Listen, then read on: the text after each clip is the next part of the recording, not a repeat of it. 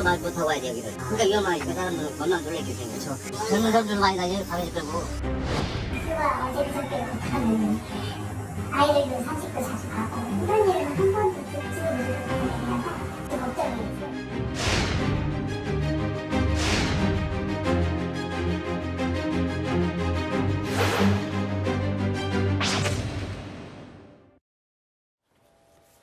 네, 이번 주제는 승재현 한국형사법무정책연구원 선임연구위원과 함께합니다. 안녕하십니까? 네, 안녕하십니까. 자, 그제 대낮 도심 한가운데서 강력 범죄가 발생했습니다. 내용부터 말씀해 주시죠. 사실 일어나지 않아야 될 일이 다시 한 번 더 발생을 했는데요. 네. 이런 부분에 대해서 국가가 조금 더 국민의 생명과 안전을 지키기 위해서 조금 더 기민하게 움직여야 하지 않을까.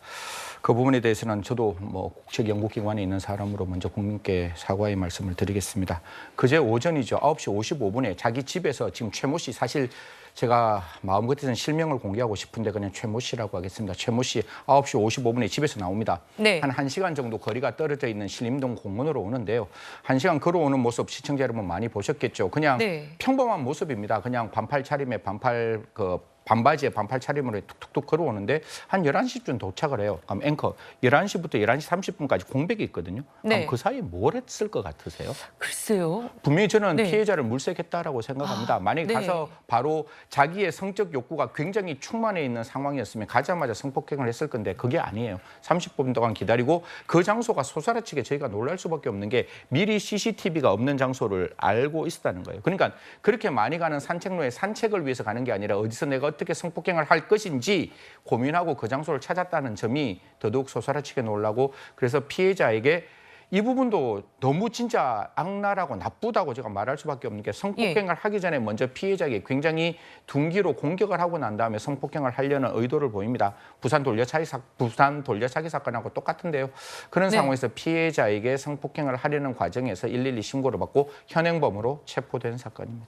네, 지금 말씀하신 것처럼 끔찍한 범죄를 저지른 피의자 최 씨의 범행 직전 모습이 담긴 CCTV를 채널A 취재진이 확보를 했습니다. 영상 보시면서 얘기 나눠보겠습니다.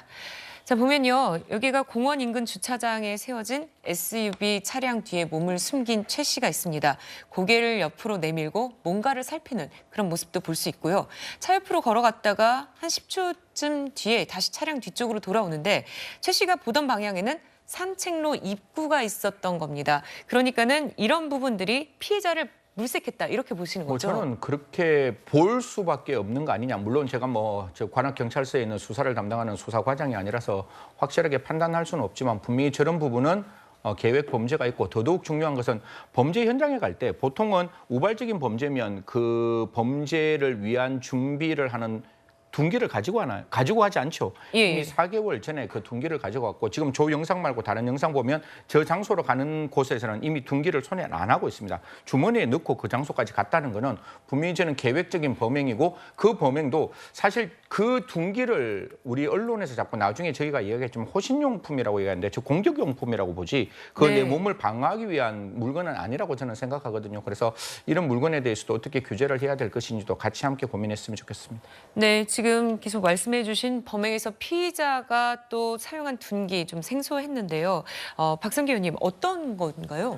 이게 이제 모방범죄를 부추길 우려가 있어서 자세히 소개하기도 좀 뭐한데 예. 너클이라고 불리는 겁니다. 너클이라는 게 뭐냐면 이 주먹을 쥐었을 때 울퉁불퉁 튀어나온 부분이 있잖아요. 이거를 손관절, 손허리라고 부르는데 여기다가 끼우는 금속재 틀이에요.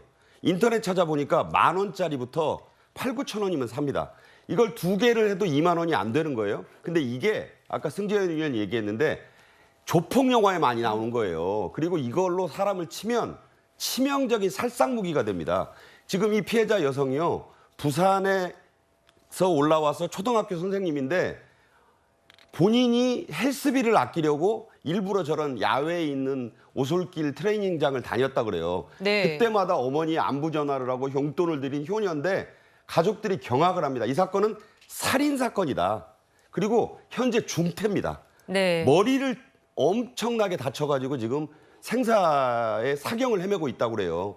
그래서 대법원이 2005년 8월부터 정당한 이유 없이 폭력범죄에 이런 무기를 공용할 경우 흉기를 휴대하고 있었다면 다른 구체적 범죄 행위가 없더라도 그 휴대용이 자체로 범죄가 성립한다는 판례를 내놓고 있다고 그래요. 그러니까 이런 너클을 가지고 있다가 적발만 돼도 처벌을 해야 됩니다.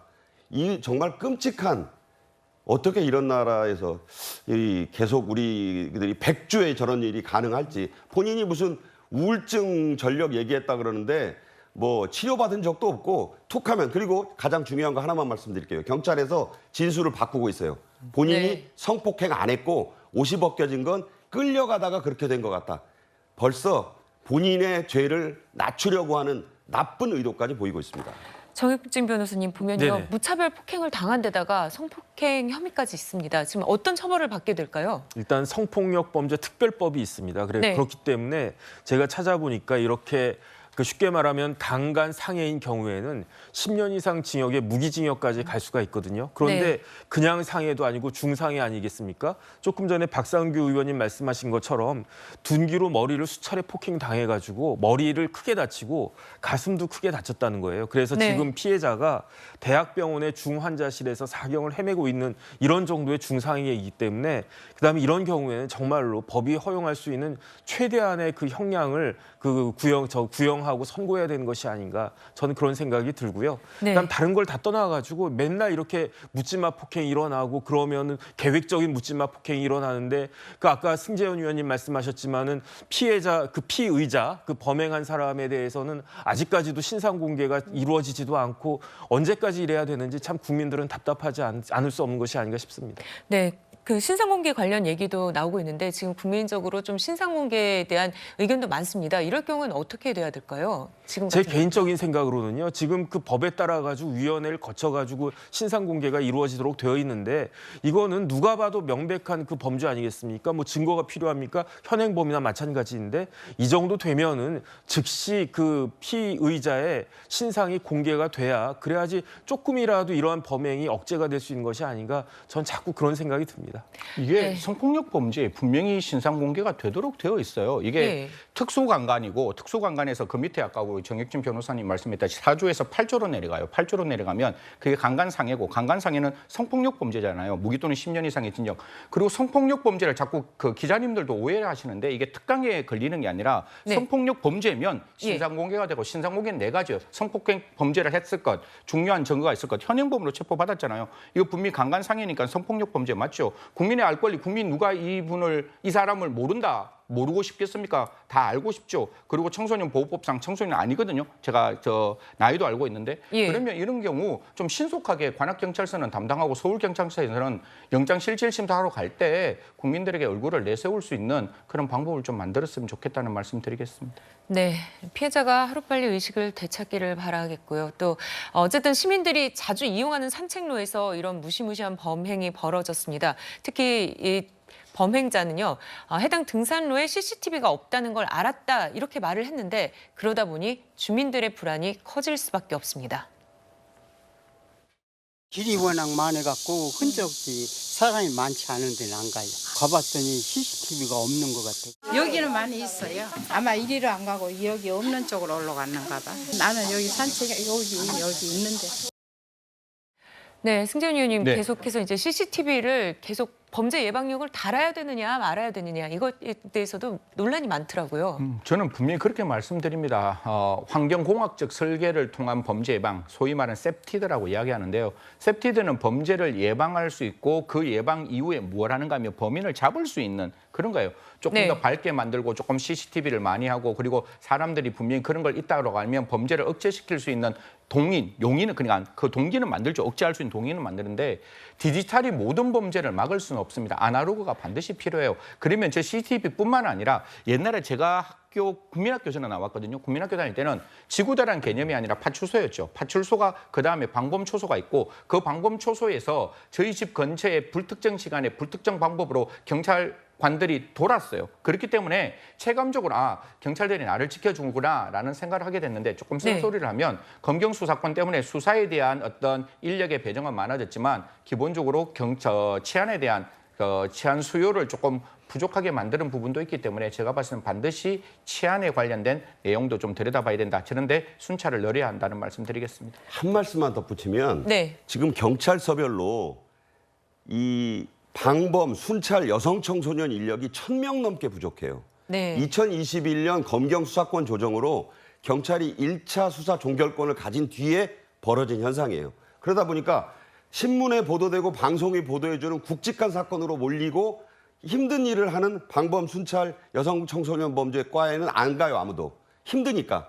지구대에는 50대 넘는 아저씨, 저도 나이대가 좀 됩니다만은 젊은 그 경찰들이 없어요. 네. 그러니까 방범, 순찰이 이렇게 공백이 안 생길 수가 없는 거예요. 이거는 시스템을 근본적으로 손봐야 되는 문제라고 봅니다. 지금 CCTV 몇 대 더 달고 사각지대 없애고 물론 단기적으로 이런 게 중요하겠지만 뭔가 우리나라의 수사권 조정 이후에 벌어진 이 어마어마한 공백을 시스템적으로 보완을 해야 된다. 저는 그렇게 생각합니다. 네. 게다가 이번 사건 경찰이 특별 치안 활동을 선포한 지 2주 만에 발생을 한 겁니다. 승재원 의원님, 네. 아까 지금 박상규 의원께서도 말씀을 해주셨지만 뭔가 실효성 있는 대책이 필요하다. 어떤 게 있을까요? 아까 말씀드렸다시피 지금 우리가 예고글 이런 거 많이 올라오잖아요. 이 예고글은 제가 봤을 때 거의 10대와 20대의 장난인 글들이 많을 거예요. 왜냐하면 그들은 인터넷 공간에 살았고 인터넷 공간에서 그런 글을 올리면 많은 사람들이 거기에 대해서 댓글을 달기 때문에 분명히 자기가 살아있다는 생각으로 장난하는 이런 사람들을 위해서는 신속한 검거와 확실한 처벌이 필요해요. 그래서 장갑차가 있는 거는 저는 찬성이고 그러한 다중이 모이는 곳에 경찰이 있는 것도 저는 찬성이에요. 하지만 이런 경우에 있어서 다른 영역에서 빈틈이 분명히 존재할 수 있잖아요. 그러면 예. 어제 오세훈 시장도 갔고 지금 우리 박상규 위원님도 말씀드렸지만 지자체와 경찰이 공동으로 함께 해야 되는 거예요. 경찰은 3가지 임무가 있습니다. 치안, 그다음에 수사, 그다음에 지역 자치경찰 이래 있으니까요. 좀 지자체에서도 저런 부분에 있어서 경찰과 함께 지금은 당장 인력이 부족하니까 그런데 좀 같이 함께 치안 활동을 했으면 좋겠다. 국민의 생명 지키는데 정부, 경찰, 지자체 따로 놀면 안 된다는 말씀드리겠습니다. 함께 더불어 꼭 국민의 생명과 안전 지켜주시기를 부탁드리겠습니다. 네, 정익준 변호사님 보면요. 한덕수 국무총리도 좀 경찰이 제압을 강화해야 한다 이런 얘기를 했는데 여기에 대해서 또 인권이 침해될 수 있다 이런 얘기들도 나오고 있습니다. 어떻게 일단은 보십니까? 공권력이 확립이 되어야 됩니다. 그렇기 때문에 테이저건이나 여러 가지 그 경찰의 장비 같은 것들이 사용돼도 거기에 대해서 경찰에 대해서 어떤 책임을 묻거나 하는 것들은 자제되어야 되는 것이 아닌가 그런 생각이 들고요. 그다음에 저기 두 위원님도 계속 말씀을 하셨지만은 제가 봤을 때 치안은 무엇이냐면은 사전에 범행을 예방하는 거거든요. 네. 수사는 뭐냐면은 범행이 벌어진 이후에 그 범행을 조사해서 밝히고 처벌하는 게 그게 수사예요. 그런데 제대로 준비가 되지 않은 검수완박으로 인해 가지고 수사도 흔들리고 지금 수사가 엄청나게 지연되고 있단 말이에요. 근데 수사만 흔들리는 것이 아니고 치안까지도 지금 문제가 되고 있으니까 이 부분에 대해서는 다시 한번 진지한 고민이 있어야 되는 것이 아닌가 싶습니다. 자율방범대가요. 16만 명이었다가 13만 명 이하까지 줄었대요. 그러니까 주민자치경찰도 외국에는 이 비질란테라 그래가지고 자경단이 있어요. 근데 왜 이렇게 시민들이 본인들의 가족들이 위험할 수 있는 자경단 참여를 꺼려하는가? 뭔가 유인책은 뭔가? 이게 왜 사라졌는가? 여기에 대한 정책적 대안을 좀 검토해 보는 것도 뭔가 인센티브를 주고 경찰에만 의존해서는 안 된다. 지자체도 나서고 주민자치 치안도 좀 강화하는 이게 함께 잡아야 됩니다. 그리고 정당방위 아까 우리 승재현 의원 이런 얘기 많이 하시는데 정당방위를 하는 경찰이나 이 피해자들을 폭넓게 좀 봐줘야 돼요. 어떻게 피해자한테 가해자에게 칼로 찔린 피해자가 발로 차서 갈비뼈를 부러뜨렸다고 처벌을 가해자가 더 받습니까? 그러니까 안 움직이는 거예요. 네. 자, 또다시 발생한 강력범죄 어떤 대책이 필요할지 더 고민해봐야겠습니다. 세 분과는 여기서 인사 나누겠습니다. 고맙습니다.